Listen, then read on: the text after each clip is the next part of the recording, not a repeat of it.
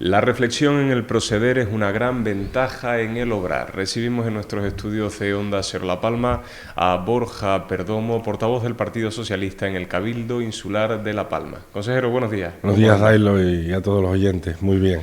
Bueno, muchísimas gracias por habernos visitado. Como siempre es un placer tenerlo por aquí, por nuestros estudios. Consejero, ¿qué tal se está desarrollando esta labor fiscalizadora del Partido Socialista en el Cabildo? ¿Muchos temas que fiscalizar? Bueno, pues la verdad es que sí, cuando nos dejan fiscalizarlos, porque la verdad es que todavía no parece que Coalición Canaria no termina de cogerle el punto a cómo funciona el Cabildo. Lo digo en temas de plenos, comisiones, se siguen convocando de manera extraordinaria, de un día para otro. Yo creo que sigue habiendo mucha improvisación, pero bueno, sí es verdad que tuvimos hace 2 semanas el primer pleno ordinario de la legislatura, y pues sí, con cuestiones relevantes, ¿no?, que fiscalizar, sobre todo lo que tiene que ver con todo lo que se había ido prometiendo en la campaña electoral. Y algunas cuestiones más del día a día, de cuestiones que también nos queríamos saber cómo estaban cada una de ellas, y bueno, por lo menos hemos tenido la oportunidad en ese pleno de preguntar y saber cómo van algunas de esas cuestiones que nos preocupan, ¿no?, y que yo creo que preocupan a los ciudadanos de la isla de La Palma. El presidente del Cabildo, el señor Sergio Rodríguez, bueno, la última vez que estuvimos reunidos con él en su despacho haciendo una entrevista, me llama mucho la atención, por eso se lo comento, porque nos decía que le daba la sensación de que el Partido Popular y el Partido Socialista se reunían previamente antes de emitir cualquier tipo de comunicado, porque parecía que el discurso iba en la misma línea. ¿Qué respuesta le daría, señor presidente? Hombre, esto me recuerda conocido, porque en la campaña también decía que votar al Partido Socialista era lo mismo que votar al Partido Popular. Por lo tanto, que se iba a reeditar el pacto y que la única opción que había era Coalición Canaria. Yo siempre hago la reflexión: si Sergio Rodríguez no hubiera cogido mayoría absoluta, posiblemente el pacto que habría en el Cabildo ahora mismo, como se ha hecho en otras administraciones, otros ayuntamientos y en el Gobierno de Canarias, sería un pacto Coalición Canaria-PP. Por lo tanto, era un argumento que se utilizaba de manera interesada en la campaña, y que bueno, pues que ahora, pues al no tener otra forma de entender o de ver lo que está haciendo la oposición, pues se lleva a decir esto. Es verdad que hay muchos temas, hay que decir que hay muchos temas que nos preocupan a los dos partidos, y sobre todo tiene que ver con los temas que se prometieron en la campaña electoral. Por lo tanto, es normal que los dos partidos que estén en la oposición, independientemente que después cada uno tenemos nuestras propuestas y nuestras cuestiones, pues es normal que muchas veces se pregunte lo mismo, o que muchas veces se saquen notas de prensa en el mismo sentido, pero eso no quiere decir que estemos en mutuo acuerdo, ni mucho menos. Es verdad que los despachos del PP y el PSOE están pegados en la cuarta planta, pero bueno, cada uno está haciendo su oposición, y es verdad que nos interesan temas importantes que se prometieron, y por lo tanto quizás se habla mucho de esos temas, y él, bueno, pues la salida que tiene es decir que el Partido Socialista y el Partido Popular se ponen de acuerdo en la oposición. Consejero, ¿qué ha pasado con el tema de las becas? ¿Por qué se han retrasado? Hombre, no lo sé, porque yo preguntaba, y sinceramente lo pregunté hay años que se retrasan más las becas que otros y demás, pero lo pregunté simplemente por saber, porque además fue una pregunta que me hicieron algunos vecinos, algunos padres de algunas personas que están estudiando fuera, y que me lo preguntaron semanas antes del pleno, que qué había pasado con las becas, que se sacó el plazo de inscripción a las becas a principios de mayo, y que de momento no se había sacado el plazo de subsanación, ni mucho menos. Entonces le hice esa pregunta al consejero, y lo que me contestó fue que no habían salido las becas porque el Ministerio y el Gobierno de Canarias no habían sacado todas las becas, y las becas no se pueden, tienes que escoger una u otra, no puedes optar a varias becas a la vez, cosa que es mentira, o sea, no es cierto, porque las becas del Gobierno de Canarias ya han sido entregadas, de hecho, las becas del Ministerio ya han sido entregadas, de hecho ya se está trabajando en las becas de 2024, y las becas del Gobierno de Canarias también hay una relación ya definitiva de las personas y se están entregando estos días, de las personas que han obtenido beca. Por lo tanto, no sé cuál es el motivo de ese retraso. Dice que próximamente esperaban que en este mes se resolviera, pero bueno, yo lo que exigí en ese momento es que tuvieran diligencia, porque estamos hablando de 1 millón de euros.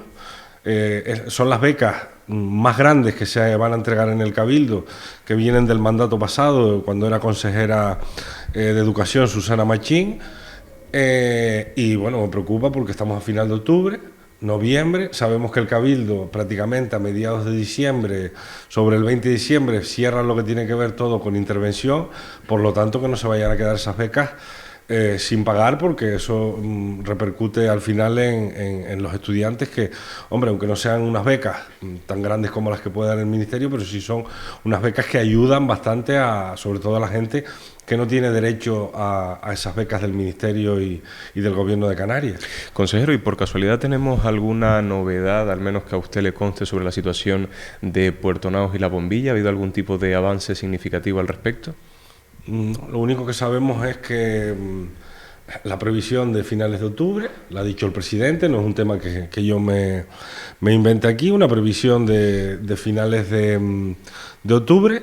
Se sigue trabajando la monitorización, se está a la espera de empezando a colocar todo lo que tiene que ver con el tema de los sensores de los gases, que hay que decir que esos 1000 sensores vienen del Gobierno de España y que, oye, no se pudieron poner en su momento porque había que fabricar un sensor determinado, y ahora es el momento en el que se están colocando esos sensores. De momento se sigue trabajando en la extracción forzada de aire, que también fue una cuestión que se empezó desde el mandato anterior, y no tengo ningún tipo de información más allá de lo que se oye en los medios de comunicación, porque ya no somos miembros del PayPal, y la verdad es que no hay ninguna novedad reseñable que yo o que me hayan transmitido, ¿no? Estamos a la espera. Lo que sí digo es que se hagan las cosas con toda la cautela del mundo y siempre primando la salud de las personas. Incluso hemos preguntado, porque nos preocupa esa gente que está ahora mismo, a día de hoy, en La Bombilla y en Puerto Naos. Nos preocupa porque oímos, no, se puede estar, no pasa nada y tal, pero lo que se habla científicamente es que los problemas de salud pueden venir a largo plazo, no es que vengan ahora. Hombre, si estamos ante picos muy elevados, pues obviamente afecta más, pero esos problemas de salud pueden venir a largo plazo. Por lo tanto, nos preocupa eso también, pero bueno, entiendo que se sigue trabajando y estamos esperando, ya te digo, a final de octubre a ver cuál es el desenlace de esta cuestión de Puerto Naos y La Bombilla, que fue una de las cosas también que se demandó y que se dijo que se iba a hacer un cambio de gestión, que realmente algunas cosas se habrán cambiado, pero certeramente no ha habido ese cambio de gestión que uno esperaba, ¿no? La última vez que usted y yo nos vimos, que hicimos una entrevista, hablamos sobre la inauguración de la carretera de la Laguna Las Norias. Hace poco más de un mes que se inauguró. Imagino que desde entonces a lo mejor habrá tenido la oportunidad de circular por ella. Le pregunto ¿qué tal le ha parecido, ¿no?, este resultado final de la carretera, sobre todo en la época, teniendo en cuenta que usted estuvo al frente de una obra tan importante que finalmente no pudo culminar? Usted siempre decía que hubiese necesitado a lo mejor un mes más aproximadamente para poderla culminar. ¿Qué le ha parecido el resultado final? Hombre, pues yo creo que es un resultado bastante bueno, viendo las condiciones en las que se trabajó durante toda la obra. Yo creo que tenemos una buena carretera entre ambos lados de la colada. Me decían algunos vecinos de Puerto Naos que incluso se llega más rápido aún que lo que se tardaba antes en llegar.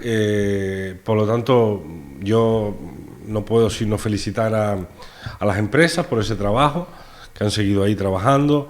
Costó al principio, incluso con el tema del asfalto, que había algunos problemas, y al final se modificó todo lo que tiene que ver con el asfalto y funcionó. Y yo creo que hoy tenemos una carretera que, bueno, hace una semana también el anillo eléctrico, que no solo una carretera, sino que se ha dejado previsto para todo ese tipo de instalaciones, de agua, de electricidad, de alumbrado, de telecomunicaciones. Y yo creo que ha sido una obra importantísima. Yo, en la parte que me corresponde, la verdad es que me siento orgulloso de haber podido trabajar con este equipo de personas, de técnicos y de las empresas que han trabajado. Y la verdad es que el resultado, he pasado varias veces por la carretera, ha sido bastante positivo, y yo creo que ya con una comodidad para los vecinos y vecinas del lado sur de la isla y los agricultores de la zona de las ollas, que la verdad es que es un avance importante. Consejero, ¿qué le ha parecido a usted personalmente toda esta polémica que ha surgido en torno a los decretos de reconstrucción de la isla de La Palma? Porque por un lado tenemos al señor Ángel Víctor Torres, secretario general del Partido Socialista en Canarias y expresidente, del gobierno autonómico, instando a este nuevo gobierno a que apruebe los decretos. Por otro lado tenemos al gobierno diciendo que bueno, que hay ciertos atisbos de inconstitucionalidad. Su compañera de partido, la señora Alicia Van Ostende, diciendo que no existe ningún tipo de atisbo de inconstitucionalidad, y además lamentando que tal vez sean excusas del gobierno, en parte si cabe, pues tratando de evitar enfocarse realmente en lo que preocupa, que es la reconstrucción del valle. ¿Qué opinión tiene usted al respecto? Hombre, la verdad es que es un poco, no sé, me parece un poco extraño todo esto, porque recuerdo un mes antes de las elecciones, más o menos, a la consejera Nieves Lady, el actual presidente del gobierno de Canarias, Fernando Clavijo, y el actual presidente del Cabildo, en una comparecencia en rueda de prensa en Las Manchas, donde se instaba al gobierno a aprobar urgentemente los decretos, y que si había algún tipo de problema se subsanara después, pero que no se siguiera alargando, ¿no?, la aprobación de estos decretos. De hecho, el decreto que se sacó a principios de 2022 para que los vecinos pudieran construir en suelo rústico, después se modificó para que pudieran construir en protección paisajística. Ese decreto se ha modificado 11 veces, se ha ido modificando a medida que ha hecho falta. Yo lo que he hecho en falta ahora mismo es, yo he hablado con Balbuena, he hablado con Ángel Víctor, ellos dicen, el decreto puede tener algún error, pero oye, son decretos de emergencia, que se apruebe el decreto lo antes posible, como ellos pedían y recurrían constantemente en campaña electoral, y después que se modifique. Ellos me dicen que el decreto se ha hecho en consonancia con el Estado, cada uno de los borradores de los decretos se ha mandado al Estado. Y otra cuestión que me extraña mucho es, si realmente los decretos son inconstitucionales, ¿por qué no sacan a la opinión pública qué artículos, que se les ha preguntado varias veces, se les ha preguntado en comisión parlamentaria? Oye, díganos usted qué artículos de los decretos están mal o pueden estar mal. Solo se dice que los decretos son inconstitucionales, que se está trabajando en salvar eso y en aprobarlo. Por lo tanto, si yo realmente no tuviera nada que esconder, pues yo creo que sacaría la relación y diría, oiga, este artículo y este artículo, por esto, no se puede sacar adelante. Por lo tanto, a mí no me concuerda esto de que no se aprueben porque son inconstitucionales, que tampoco se responda cuando se pregunta en el Parlamento, díganos usted cuáles son los problemas que tienen los decretos, más allá de decir eso, ¿no? Por lo tanto, yo lo que pido es que se aprueben, se modifique lo que se tenga que modificar. Han pasado 3 meses. Si esto hubiera sido al contrario y ojalá hubiera seguido el Partido Socialista, seguro que hubieran estado estos 3 meses, si no se hubieran aprobado, insistiendo en lo mismo, y que se aprueben lo antes posible para dar certeza a los afectados del Valle de Aridane. Aprovechando, consejero, que lo tenemos aquí en nuestros estudios, y ya para finalizar la entrevista, si me lo permite, tengo especial curiosidad por hacerle una pregunta, y es que este fin de semana, hemos tenido la oportunidad de darnos un garbeo por el municipio de Fuencaliente. Hemos estado hablando con algunos de los vecinos y vecinas de este municipio, y muestran especial preocupación por la demora, la considerable demora, son ya más de 10 años, de la carretera del sur. Claro, yo le tengo que preguntar a usted, porque teniendo en cuenta que fue vicepresidente del Cabildo Insular de La Palma y también consejero de infraestructura, ¿cómo vivió esa parálisis de esta obra? Vamos a ver, esto ha sido un sinsentido, hemos fallado todos todos los partidos que hemos estado en gobierno. Esto es una obra que, primero, nace mal. Tú no puedes hacer una obra de 33 kilómetros. De hecho, en longitud es la obra más grande que está ejecutando el gobierno de Canarias, en lo que tiene que ver con longitud, nos lo decía un técnico la última vez que estuvo por aquí. Tú no puedes empezar a hacer una obra de 33 kilómetros sin tener los terrenos y sin tener las expropiaciones, o sin ir a una urgente ocupación, como se está haciendo en Tijarafe, que están trabajando a buen ritmo. Ya la obra nace mal, nace con una expropiación normal, tienes que negociar terreno por terreno, vamos trabajando en un lado, el otro no lo tenemos, seguimos dando, como digo yo, dando picotazos en un sitio, en otro no, por lo tanto es inviable y es imposible hacer una obra de esta forma. Es verdad que en el mandato anterior hemos intentado que la obra camine y de hecho se han visto avances importantes en la zona de Mazo. Es verdad que ahora la peor zona quizás es entre Las Manchas y Fuencaliente. Todavía falta que aprobar un modificado de la zona de Belmaco para hacer un viaducto en Belmaco. Y bueno, la verdad es que a veces uno piensa que esto hubiera pasado en otro sitio y los vecinos hubieran salido en manifestación, porque la verdad es que Fuencaliente ha estado sometido durante 12 años, 12 ya, a una obra que pues tenía que haber acabado en 4 o 5 años, ¿no? Yo creo que ahí hemos fallado todos los partidos políticos, al final todos hemos estado en el gobierno, es una obra del gobierno de Canarias, y yo espero que, bueno, que ya definitivamente, una vez se apruebe ese modificado de Belmaco, se termine con esa obra. Es verdad que hubo, después de las elecciones, una cierta parálisis ahí de la obra, por unos temas de pagos a las subcontratas y a la contrata principal, pero bueno, yo por ejemplo es una de las cosas que me hubiera gustado como consejero que se hubiera acabado en el mandato pasado como se tenía previsto, pero bueno, esperemos que salga pronto, que se termine, igual que la circunvalación de Tazacorte, que también está al terminar, y espero que la obra de Tijarafe siga con el ritmo que lleva de momento y no sea una obra que se eternice también. Pero ya te digo que yo creo que aquí en este caso deberíamos pedir disculpas casi todos los partidos o todos los partidos políticos, porque hemos tenido responsabilidades en cada uno de los momentos sobre la gestión de esta carretera. Borja Perdomo, portavoz del Partido Socialista en el Cabildo Insular de La Palma. Como siempre, muchísimas gracias por habernos visitado y por haber hecho este repaso de la actualidad de nuestra isla. Muchas gracias. Muchísimas gracias a ustedes, como siempre. Gracias.